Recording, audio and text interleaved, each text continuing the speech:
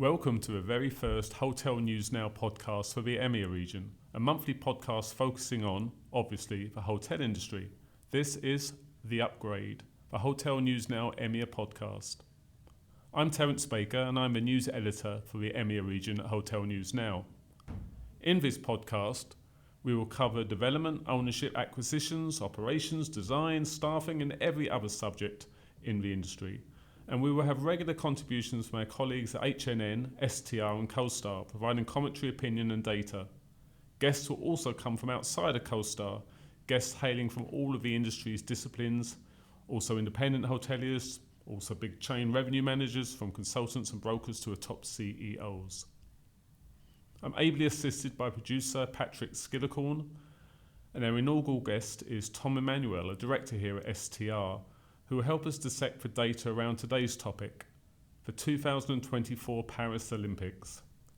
The action is over, and the question now is, did Parisian hotels follow the Olympic motto of Celsius Altius Fortius, faster, higher, stronger? Welcome, Tom. Thanks for being here. Hi, Terry. Thanks. Good to be here. Let me start by asking you, Tom, this Olympics, previous Olympics, did you have any standout moments from both now and the past? Yeah. So I think the past, it's got to be the London Games in 2012. You know, it was a great month for the city. I'm from London. I live here. There was a great atmosphere.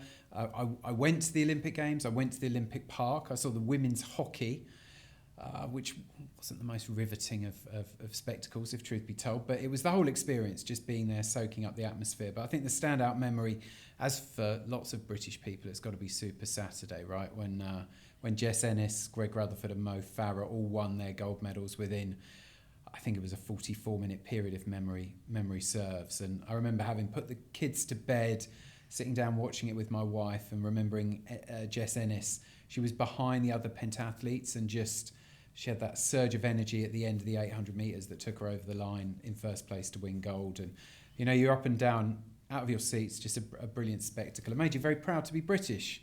And it was great Olympics. And I think carrying on with that from the games that we've just seen, the highlight for me, probably Keely Hodgkinson. There was a lot of pressure on her to win gold in the 800. She was the overwhelming favourite. And she did great and delivered and ran the perfect race. So that was fantastic. But I think if we move away from Team GB maybe for a second and think about what we've just seen, it's always good to see the home nation do well in these events. So Leon Marchand obviously delivering multiple times in the pool, but I think the judo player, judoka, is that the right word? I believe it is. Yeah, Teddy Riner from France winning his fifth Olympic gold, and just this gentle giant, but came across as such a gentleman, and obviously delivered for his sport and his home nation, which was good to see. Well, my great-grandfather was French, so that's okay, Tom. But bouncing back to Britain, if I was asking, I'm asking myself now, probably from when I was a very young child, the 1980 Moscow Olympics, which came to a head-to-head in both the 800 and 1500 metres between Great Britain's Sebastian Coe and Steve Ovett. I was a cross-country runner at school, albeit a slow one, but we were all runners and we were very excited by this showdown. It was at a time when British runners dominated middle distance running, and Steve Ovett was our favourite. He was a bit of a rebel. He came from local, down in Sussex, and it was just a fantastic race, which Ovett won. He was expected to win the 1500, but he won the 800, and then Coe pipped him in a race Ovett was expected to win for 1500. So that was very exciting. And I once ran with Steve Ovett, although I think he was probably jogging and I was probably at my extreme level of oxygen intake. And coming to this Games, again it's running. And Alex Yee's outstanding finish in 10-kilometre segment of the men's triathlon, how he managed to get 15 seconds back in the last 400 metres, I do not know, but it was so exciting to see him cross the line in gold medal position. And he's also a lad quite local to this office. He's from Brockley, one or two towns across from where I live in South East London. So there you go, that's some of the sport we enjoyed. So Tom, we're here for the numbers. You're looking into them, you've looked into them for us. So Paris 2024, magnifique or terrible? Yeah, I have been looking into the data, and of course, as everybody listening will know, Paris is one of those few really truly global cities, and a very strong hotel market, multiple demand drivers, be that leisure, corporate, MICE, very mature, and it's got a plethora of accommodation options available. So within that setting, I think if we look in terms of the market performance, I would say more magnifique than terrible. Over those 16 days of the games, when compared year on year, occupancy in Paris was up 25% and average rates up a whopping 141%. Now, when you have a mega event in town, you would always expect to see a significant increase in the average rates, of course. And Paris, it didn't disappoint, but I think what perhaps is more impressive is the occupancy growth, because again, when you think about a mega event, usually you have the impact of displacement. And displacement is very common. It's the people who would usually visit the city during the time that an event is on, don't. And if you think about a typical August in Paris, you'd envisage a city full of tourists, a bit less corporate demand, of course. And I don't think the corporate demand aspect really shifted as a result of the Olympics particularly, but certainly tourists who would have usually gone to Paris simply wouldn't have done, for obvious reasons. But we can see from the data and the occupancy growth that there was more than enough Olympic demand to make up for that. So that's impressive. Occupancy remained above 83% every night of the games, peaked at 91% on the night of the 3rd of August. So not completely full, but certainly strong levels of occupancy. And I think this strong level of occupancy, of course, you'd expect it during a mega event, but also somewhat contributed to by the Parisian supply dynamics that we see. So before an event, usually you would expect to see a lot of new rooms open in preparation for the games or whatever that mega event happens to be. But that wasn't the case in Paris. We've seen flat supply in Paris now for several years. And that obviously has been good news for those existing hoteliers. I mean, jumping out immediately when we geared up to cover the data in these games, Tom, was that there was absolutely no pipeline supply to complement the sporting action. I mean, is that unusual? I mean, I don't remember what happened in London, do you? I mean, popular destinations year in, year out, Paris and London, but I thought there'd be a little extra supply. I'd say it's a bit unusual, yes. I also think it does showcase Paris as a very mature hotel market. We've had recent introduction of the PLU, that local urban planning rules and regulations, with more restrictions on new hotel developments, making it a little bit more difficult to open new properties. But I do think, yes, it's a bit unusual. And we have in the past seen bigger influxes of supply, but they tend to be in smaller, less mature hotel markets. So if we think about recent cities that have hosted a mega event, so think back to Beijing, for example, 2008. Now, we've got to remember, 16 years ago, China was a very, very different place, of course. And that included its hotel landscape. Really, it's sort of in its infancy. But we had seen a 10% increase in supply in 2007 and a further 15% come into Beijing in 2008. Now, some of that could be Olympic driven, but I think we have to think back to this was during those sort of Chinese boom years as well, but a lot of new supply. And similarly, if we think about the Qatar World Cup, which is actually kind of similar to an Olympic Games because it was really centred just around Doha, we saw an increase of supply in 2022 of 22%. But that was very much World Cup driven. So I think, having no new supply coming in, a little bit unusual, yeah. I mean, the data we had generated by some of our colleagues for this podcast, which was prepared for us on Wednesday, August the 14th, said that leading up to the games in Paris, 63 rooms have been added. That's not 63 hotels, that's 63 rooms. I mean, there's more desks in our office here in London. Yeah. I mean, that must surprise you. I mean, you got any more sort of sense of what happened in London? Sure. And as I say, it does surprise me a little bit. And I think, as I mentioned, I think it's a nod to Paris. That the market can host an event as huge as the Olympics and its existing hotel inventory can cope. I think you mentioned London, and that's obviously the best comparable, in terms of size and maturity of a city of a recent Olympic host city. But when we saw London, it had a supply increase of 2% in 2011 and then a further 5% in 2012. So we did see a bit more supply coming in, but most of that supply was centred around the Stratford area of London, where the Olympic Park was built. There was obviously a lot of urban regeneration going on around there as well at the time. And if we look at the Hackney and Stratford STR sub-market, supply actually doubled during the 12 months preceding the Olympic Games. Now, what we have to bear in mind as well is Paris is a lot smaller. The Paris Intramuros is about 15 times smaller than Greater London. So there isn't really an equivalent to Stratford in Paris. So again, it's always going to be very specific to the market. But yes, 63 new rooms, quite surprising. I should add that 93 rooms closed in that period. So actually 2024 saw a net decrease of 30 rooms. And to give the numbers even more proportion, in 2018 in Paris, 17 hotels opened with 1,518 rooms. So there's some discrepancies there, or at least different scenarios playing out.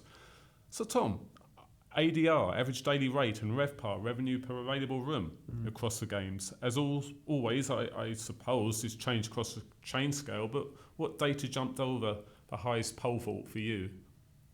So, as I mentioned earlier, yes, I mean, the ADR, as you would expect during a mega event, during Olympics, that was the real winner. And again, this isn't, I think, going to come as a surprise to anyone, but the biggest increases in rates, well, they were in the luxury class. And of course, they would be housing a lot of visiting dignitaries and VIPs, etc. So on the opening night, the ceremony on the Seine, luxury average rates in Paris peaked at 2,022 euros. And throughout the 16 nights of the Games, luxury ADR above 1,700 euros every night.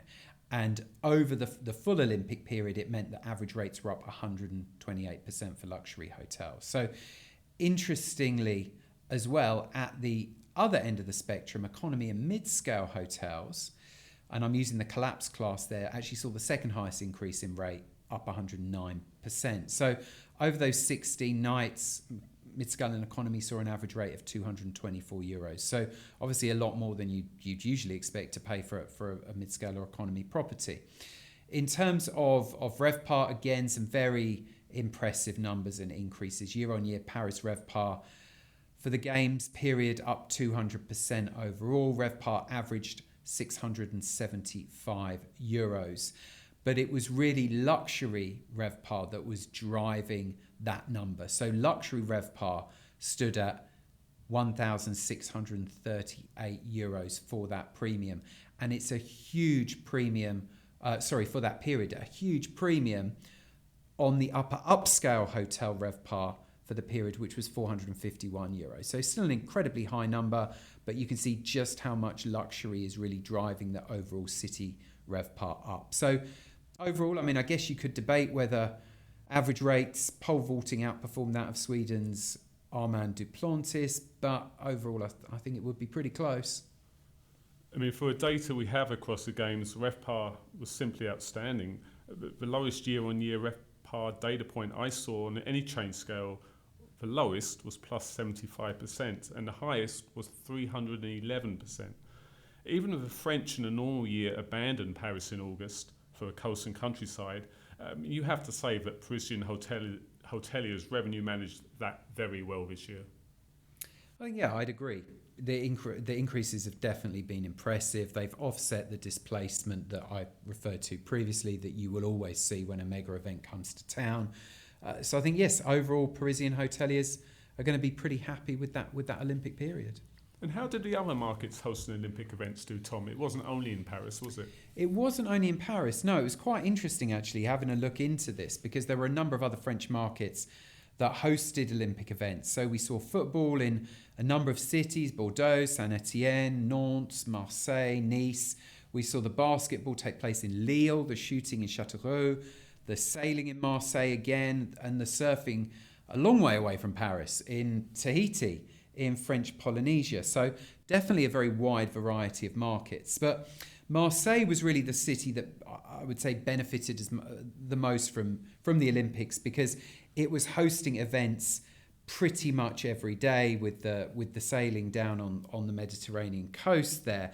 And it saw pretty strong levels of occupancy. It was north of 77% every day. And through that Olympic period, a 9% increase year on year, with ADRs up 37%. So not as spectacular as we saw for Paris as a whole, but nevertheless, very decent growth overall. Now, the other cities didn't have such consistent events as Marseille did, but we did see some strong growth when events were held in that city. So if we think about occupancy, first of all, interesting dynamic. Nantes was really the standout market, with massive increases on the days that the football was there. So we saw one night 104% increase year on year, another night was 41% year on year. But interestingly, occupancy was still, relatively subdued in a way, only 73% and 59% respectively. In terms of those other cities, Nice also performed very well. Occupancy of 86% and above throughout the Olympic period, so very strong. But really interestingly, a decline year on year of 3%. So that points to displacement, because of course Nice, not Nantes, very different cities. But Nice down on the Mediterranean coast there, that would usually be full of tourists in August, and they stayed away this year. So strong occupancy, but a year on year decline. Rate-wise, well, over the Olympic period, the increases were there, but they were definitely lower than we saw in Paris. So Lille had the biggest increase, up 147% over that Olympic period. So that's really very impressive. Marseille, I mentioned 37%. Nice, a little bit less at 16%. Lyon at 13%. And then Nantes actually had a slight decline of 4%. So very different, but of course that's over the 16-day period of the Olympics. And with the exception, as I mentioned, of Marseille, really only a couple of days they were actually hosting events. And then finally, it might surprise some listeners, but hopefully they all know that STR, we are truly global, and we do report on French Polynesia. So looking at that market, we did see solid increases in occupancy while the surfing was taking place. We had a 12% increase in occupancy year on year on the nights of the 28th and the 29th of July. And rates, as you would expect, even stronger, peaking at 147,559 French Pacific francs on the 31st of July, which was a 30% increase, or the Olympic period as a whole had a 30% increase over year on year. So really, I think, really nice, refreshing and good to see the Games having such a positive influence on those islands, and what was ultimately a perfect setting for the surfing. Well, Paris itself had some fine weather during the Olympics, but not on the first opening show, if you remember that. And I imagine many of the athletes really wish they'd been in Tahiti at that point. I'm sure. Tom, obviously, what is the wider picture for Paris this summer after the Olympics? Obviously, in the modern era of the Games, the last 6 or 7 Games, in this culture of sustainability, community, every Games has to have a legacy. What's going to happen with Paris? Well, yes, as you say, in the modern era, it's very much expected that sustainability and legacy are at the forefront of all bids, and Paris, absolutely no different. There's definitely been a great focus on renewable energy, green transportation, waste management, and green spaces, all of which are being implemented not only for the Games, but according to the official website, it'll be core to the city's future success even. So, there's every incentive to ensure that this legacy is carried through, and I'm sure it will be. Well, thank you so much, Tom. I very much appreciate your insight. That's Tom Emanuel, the director here at STR, and we look forward to having you on this podcast again, Tom. So, what else has been happening in HNN's web pages? Here are a couple stories you might want to catch up at hotelnewsnow.com. Firstly, Accor, back in France, it celebrated a 50th anniversary of its Ibis brand family. Ibis Styles, Ibis Budget. Reputedly first democratic hotel brand in Europe and evidently inspired by Holiday Inn's success in the US. Recently, I attended the African Hospitality Investment Forum in Windhoek, Namibia, and H&N's pages have several articles from there on a market that is becoming more sophisticated and has real opportunities to make the hotel of the future in terms of ESG, biodiversity, sustainability and community engagement. There have also been a number of acquisitions, partnerships and mergers we've covered. The first, French firms Accor Invest and Covivio, a REIT, announced an agreement to swap 393 million euros in economy and mid-scale hotels to each other. That would simplify each company's ownership or management of those hotels. Also, a partnership, BWH Hotels, formerly Best Western, a Madrid-based hotel management firm Braintrust, entered a preferred partnership agreement to help BWH grow in Spain. It used to have a big presence there, but hasn't over the last 20 years. And also Spain's roommate hotels, Enveloped, bought the 10 Hotels Staying Valencia brand, 10 hotels in the third biggest city in Spain, Valencia. And Peter Haber, who managed 2 companies he founded in Denmark, Sleep Hotels, that's Sleep with a capital Z, and Core Hospitality, took over the operations of 14 sleep hotels in Denmark to form a pure white label management company under the Core umbrella. A little convoluted because Deutsche Hospitality, now H World International, and its parent Huazhu from China are also involved. But the article is in our pages and I hope explains the changes and developments well. So all that's left for me to say is thank you for listening, and I hope you'll tune in next time. For this episode, we're now signing off for H&N EMEA podcast. We'll see you next time.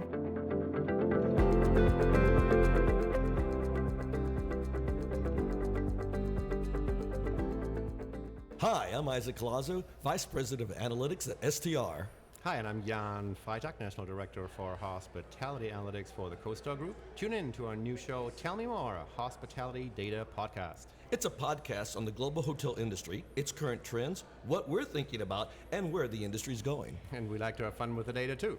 Find us on hotelnewsnow.com or wherever you listen to podcasts. Subscribe today. This is The Upgrade, the Hotel News Now EMEA podcast, which was presented by me, Terence Baker.